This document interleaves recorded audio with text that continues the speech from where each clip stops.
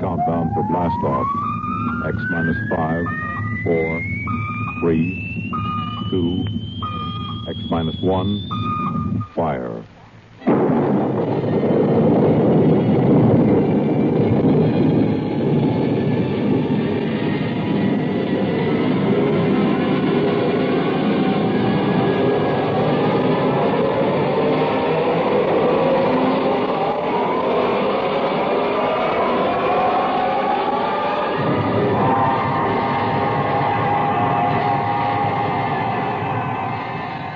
From the far horizons of the unknown come tales of new dimensions in time and space.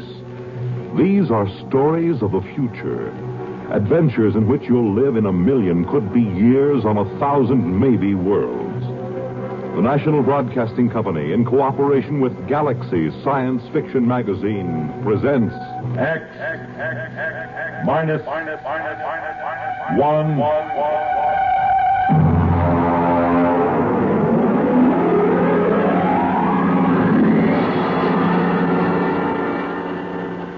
At the Post by H.L. Gold.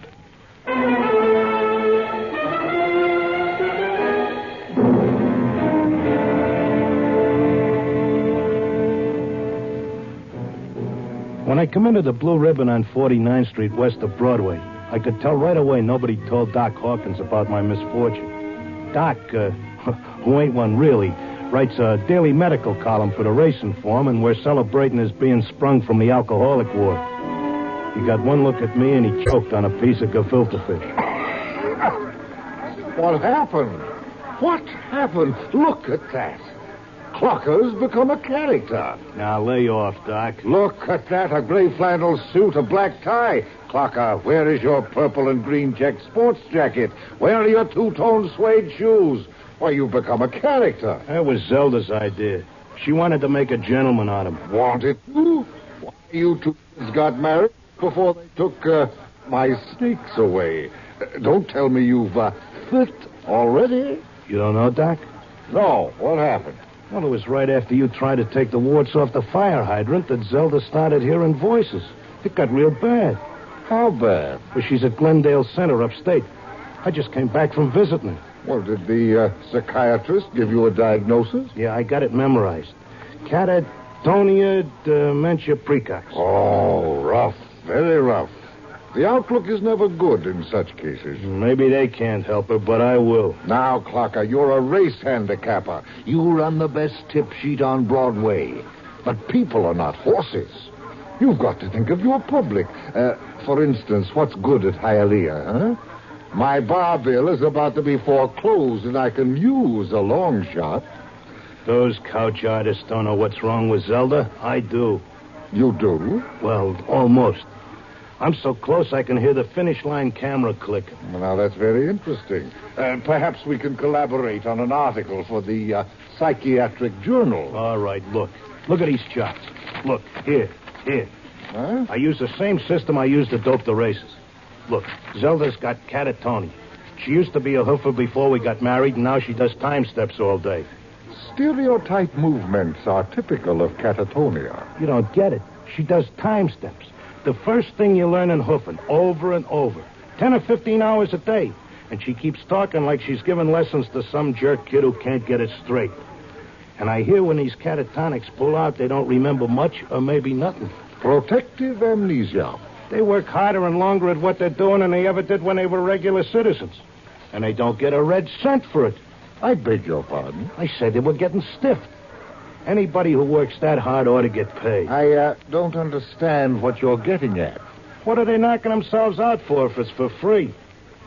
Doc, I tell you, I miss that mouse. I gotta save her. She can't see or hear us, but she can sure see or hear something. And I'm gonna dope her. Clarker, it's too much for you. Too much for me, huh? Who was it said Warlock had turned into a dog in his third year? Who was it had 7 winners the opening day at Belmont? You take my word for it, Doc. I'll beat this schizophrenia handicap.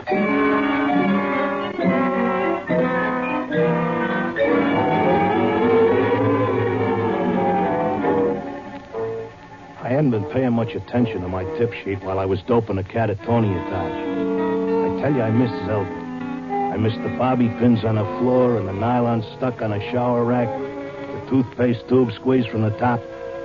I had to get her back somehow. Next day, I took a cab and went out to that place. I sat in the room and watched her dance. Oh, it was something. Because Zelda was worth watching, even with her eyes blank and her feet shuffling through that simple time step. Mr. Locke, visiting time is almost up. All right. Zelda, listen, Zelda. How long can they take to learn a time step? She can't hear you. Look, kid, I don't know who these squares are that you're working for, but tell them if they take you, they got to take me, too. You hear?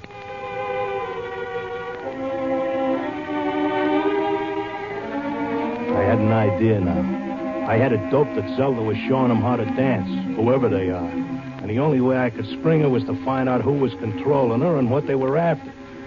The first step was to get them interested in me and what I know about racing, doping horses.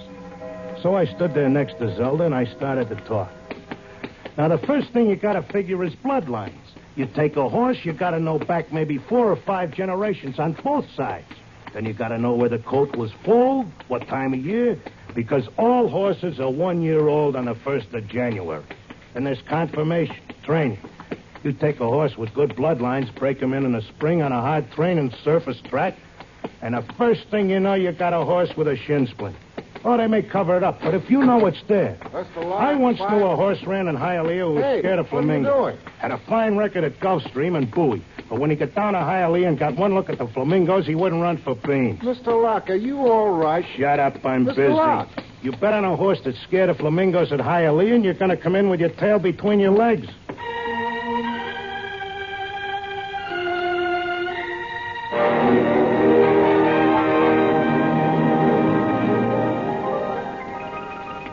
I kept coming back every day. I'd just sit there next to Zelda while she did a time step, and I'd talk about horses over and over. And then finally, I started to hear voices. Clocker, this way, Clocker, come this way. This way, Clocker, come on now, come with me. Like it was a fog, I could see the attendant in his white coat, asking me questions, and I couldn't hear him. I knew I just kept on talking about the horses. And then suddenly I wasn't there. I was somewhere else. I was in a big square, and the buildings looked like the new Roosevelt Raceway, all modern. Or maybe like the World's Fair. There were trees and statues, and there were hundreds of people standing around, and they all looked scared. There was a little man with bifocals and a vest with pins and needles in it standing next to me. He looked scared. But I knew it had worked. I was on my way to Zelda. How did I get here? Excuse me, mister. How did I get here? I don't know. I can't take time for pleasure trips. I've got a customer coming in tomorrow for a fitting. She'll positively murder me if her dress isn't ready. She can't murder you. Not anymore. You mean we're dead? Don't ask me, but I don't think you're dead. That much I can tell you. Some of the people in the crowd were complaining they had families to take care of, while others were worried about leaving their businesses. And they all grew quiet when a man climbed up on a big platform in front. He was a very tall and dignified guy, and he had formal clothes and a white beard like the chief mourner at a politician's funeral. Ladies and gentlemen, please feel at ease. You are not in any danger. No harm will come to you. If you will listen carefully to this orientation lecture, you will know where you are and why. What is it? I don't understand. It's a pitch. Friends, I know you are puzzled at all this. Now let me explain. You've been chosen, yes, carefully screened and selected, to help us in what is undoubtedly the greatest cause of all history. You will learn more about it as we work together in this vast and noble experiment. What experiment? What is it? I got it picked. This is a pitch. These guys are out for something. Smells like a con. Let me state this in its simplest terms. Now, you know that there are billions of stars in the universe and that the stars have planets. A good many of these planets are inhabited. In almost all instances, the dominant form of life is quite different from yours. I am not of your planet or solar system. I am not formed as you see me. My true appearance would seem to be rather confusing to human eyes. Nuts, get to the point. The truth is, we are not here, and neither are you. Here is a projection of thought, a hypothetical point in space, a place that exists only by mental force. Actually, our bodies are on our own respective planets. What's he saying? What does he mean? Wait, he'll give us the convincer after the build-up. Our civilization is considerably older than yours. For many of your centuries, we have explored the universe both physically and telepathically, and during this exploration, we discovered your planet. We tried to establish communication, but there were grave difficulties. And it was the time of your dark ages. And I'm sorry to report that those people we did make contact with were generally burned at the stake. Here it comes. He's getting ready to slip us the sting. Oh, I don't think you ought to say a thing like that about a fine, decent gentleman. He's obviously very sincere. The problem we face is that the human race is doomed. The history of your race is a record of incessant wars, each more devastating than the last. And now, finally, man has chained the power of worldwide destruction. The next war, or the one after that, will unquestionably be the end not only of civilization, but of humanity, perhaps even of your entire planet. Then, why have we brought you here? Because man, in spite of his suicidal blunders, is a magnificent race. He must not vanish without leaving a complete record of his achievements. Now, this is the task we must work together on. Each of you has a skill, a talent, a special knowledge we need for the immense record we're compiling. Every area of human society must be covered. And so we need you urgently. Your data will become part of an imperishable social document that shall exist untold eons after mankind has vanished.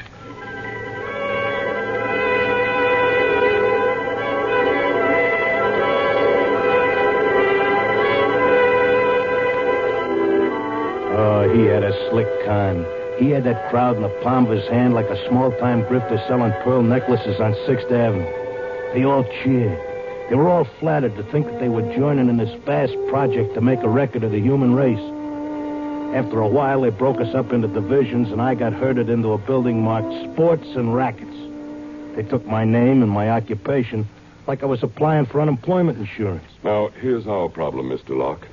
We're making two kinds of perpetual records. One is written, more precisely microscribed. The other is a wonderfully exact duplicate of your cerebral pattern, in more durable material than brain matter, of course. Of course. The substance we use in place of brain cells absorbs memory quite slowly. But you'll be happy to know that the impression once made can never be lost or erased. Delighted, tickled to pieces. I knew you would be. Well, let's proceed, shall we? First, a basic description of horse racing. I started telling them about horse racing, but they held me down to one sentence. They said I had to repeat it over and over so that recording thing could get it. They had a picture of my body back on Earth lying in a bed in a hospital just saying that one sentence over and over again. Well, that's enough for today. Isn't it amazing? We have a more detailed record of human society than man himself ever had. Your life, my life, the life of this Zelda whom you came here to rescue, all are trivial, for we must all die eventually. But the project will last eternally. You're telling me you know what I'm here for? To secure the return of your wife. I would naturally be aware that you'd submitted yourself to our control voluntarily. It was in your file that was sent to me by admissions. And why did you let me in? Because, my dear friend, we also... Leave out the friend pitch. I'm here on business. As you wish. We let you in, as you express it, because you have knowledge that we should include in our archives. We hoped you'd recognize the merit and scope of our undertaking. Most people do once they're told. Zelda, too? Oh, yes. Yes, Zelda's extremely cooperative, quite convinced. Would you like to see her? Yeah, sure I would. Well, that can be arranged. I'll call the Arts and Entertainment section and arrange a meeting.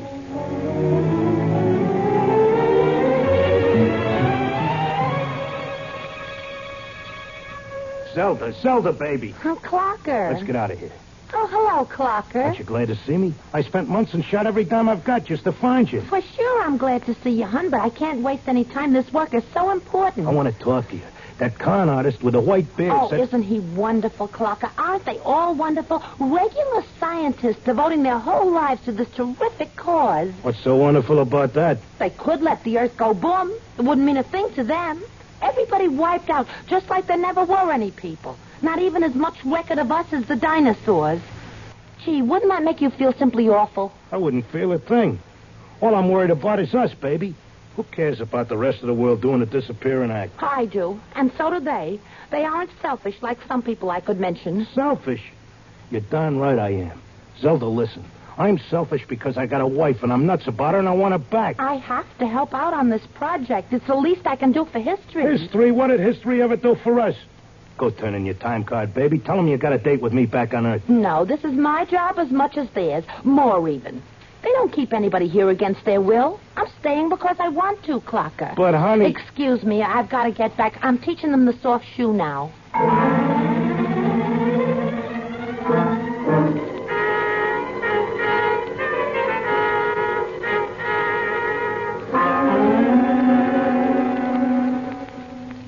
Are you satisfied now, Mr. Locke? Listen, take away the doom push and this racket folds.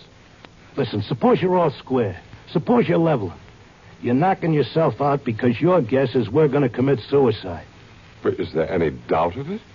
Do you honestly believe the Holocaust can be averted? I think it can be stopped, yeah.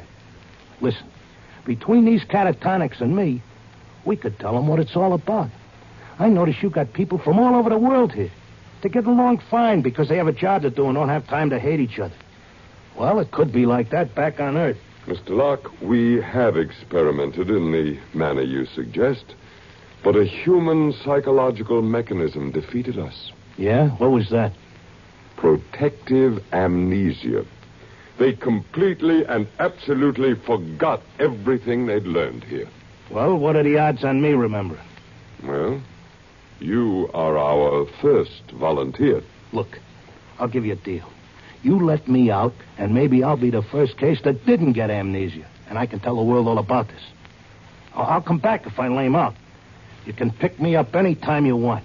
But if I make headway, you gotta let Zelda go, too. That's a very reasonable proposition. We'll lift our control, Mr. Locke, for a suitable time. If you can arouse a measurable opposition to racial suicide, measurable, mind you, then we agree to release your wife and revise our policy completely.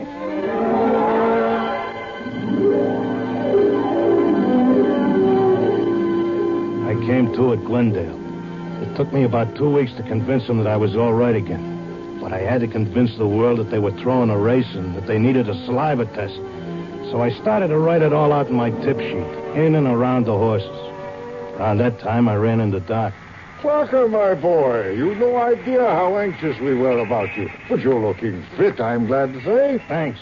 I wish I could say the same about you and the rest of the world. No need to worry about us. We'll muddle along somehow. You think so, huh? I'm glad to see you've got your tip sheet going again. As long as the bobtails run, who cares what happens to anything else?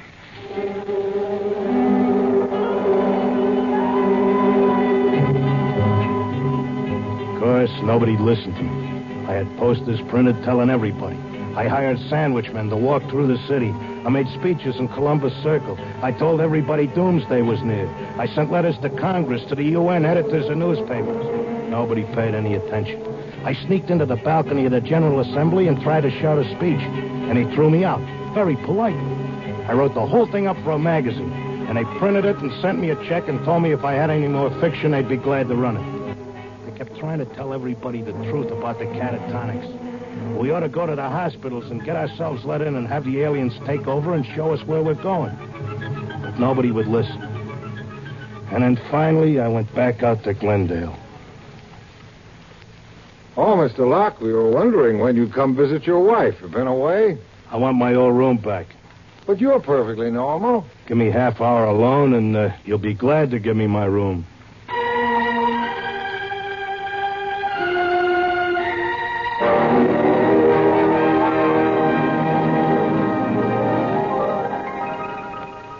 Well, here I am back again. Oh, Mr. Locke. Okay, I'll give you all the rest of the dope on raisin. You won't have any trouble with me. Then you're convinced you failed. I'm no dummy.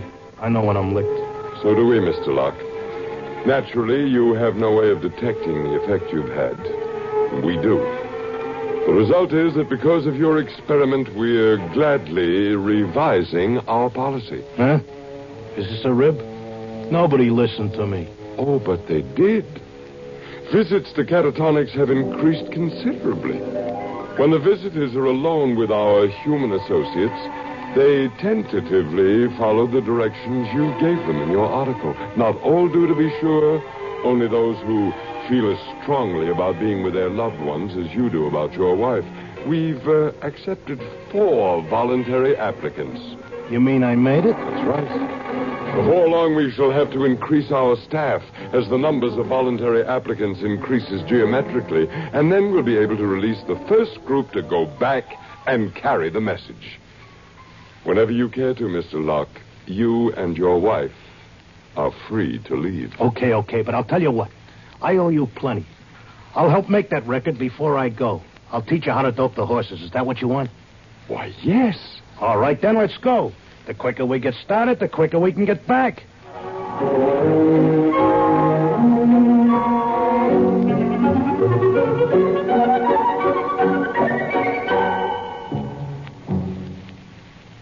You have just heard X-1, presented by the National Broadcasting Company in cooperation with Galaxy Science Fiction Magazine. X-1 has brought you At the Post, a story from the pages of Galaxy written by H.L. Gold and adapted for radio by Ernest Kenoy.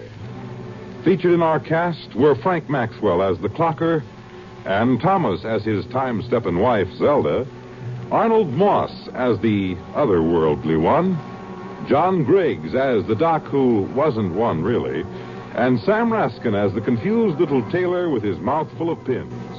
Your announcer, Fred Collins. X-1 was directed by Kenneth McGregor and is an NBC Radio Network production.